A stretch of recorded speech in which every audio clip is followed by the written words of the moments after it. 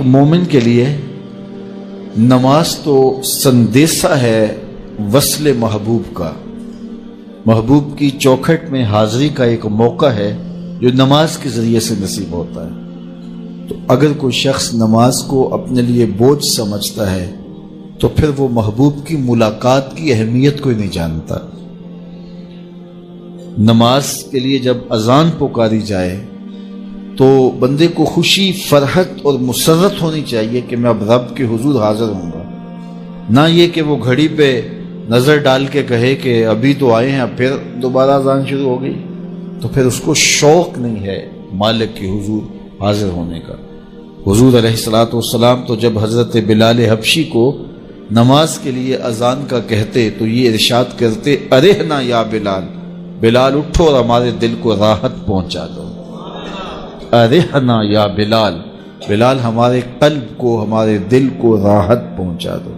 تو یہ حضور کے قلب کی راحت، تسکین اور قرار کا سبب ہے۔ آقا کریم علیہ الصلوۃ والسلام نے معراج کی شب جہاں بہت سارے لوگوں کو عذابوں میں مبتلا دیکھا تو ایک شخص کو دیکھا، رجل مغیب فی نور العرش، کہ وہ عرش کے نور میں غائب تھا، اس کے اطراف میں نور ہی نور تھا اور وہ نور میں ڈوبا ہوا تھا۔ تو پوچھا کہ یہ کون خوش نصیب شخص ہے، کوئی فرشتہ ہے؟ تو جواب آیا فرشتہ نہیں ہے۔ یہ کوئی پیغمبر ہے؟ پیغمبر بھی نہیں ہے۔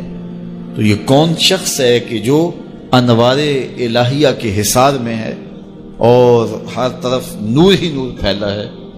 تو جواب ملا کہ آپ کی امت کا یہ وہ فرد ہے جس میں 3 خوبیاں تھیں۔ پہلی خوبی تو یہ کہ اس کی زبان اللہ کے ذکر سے تر رہتی تھی، اور دوسری خوبی اس میں یہ تھی وَقَلْبُهُ مُعَلَّقٌ بِالْمَسَاجِدِ، اور اس کا دل مسجدوں کے ساتھ لٹکا ہوا تھا، مسجدوں کے ساتھ دل بستگی تھی سے۔ فرمایا کچھ لوگ ہوتے ہیں کہ وہ مسجدوں کی میخیں ہوتی ہیں، جس طرح وہ کیل لکڑی میں ٹھک جاتا ہے تو یہ بھی مسجدوں میں ٹھکے رہتے ہیں، جب بھی ڈھونڈو گے مسجد سے ملیں گے۔ فرمایا کبھی یہ لوگ بیمار پڑ جائیں اور مسجد میں حاضر نہ ہو سکیں تو اللہ کے کچھ فرشتے ہیں جو ان کی عیادت کرنے کے لیے ان کے گھروں میں جاتے ہیں۔ تو مسجدوں کی حاضری، مسجدوں کی تعمیر میں دلچسپی، مسجدوں کی آباد کاری کے لیے کوشش، مسجدوں کی صفائی ستھرائی کا اہتمام و التزام، مسجد کی تعمیرات کے مراحل میں دن رات ان سے وابستہ رہنا، یہ خوش نصیب لوگوں کا مقصود ہے۔ فرمایا کہ اللہ کے گھر وہی تعمیر کرتے ہیں جو اللہ اور پچھلے دن پر ایمان لاتے ہیں۔ تو مسجدوں کی تعمیر یقیناً اللہ جل شانہ کی خاص رضا نصیب کرتی ہے۔ ایک روایت میں آتا ہے جس نے تتر کے گھونسلے کے برابر مسجد کی تعمیر کی، فرمایا اللہ جنت میں اس کا محل بنا رہا ہے، اللہ اس کا محل تعمیر کرے گا، اس کو محل عطا کرے گا۔ تو یہ تعمیر مسجد یہ خوش نصیب لوگوں کا مقصود ہے۔ تو مسجدوں کی آبادی اور مسجدوں میں وابستہ رہنا اور دل بستہ ہونا مساجد کے ساتھ، یہ خوش نصیب لوگوں کا مقصود ہے۔ تو بدبخت لوگوں کو یہ سعادت نصیب نہیں ہوتی۔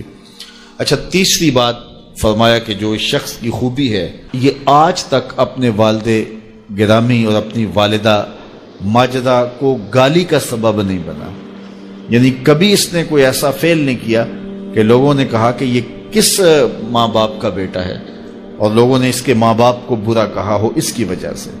تو یہ 3 خوبیاں اس شخص کے اندر پائی جاتی ہیں، اور آج یہ اللہ کے عرش کے نور کے سائے میں اپنے آپ کو کھڑا ہوا پا رہا ہے۔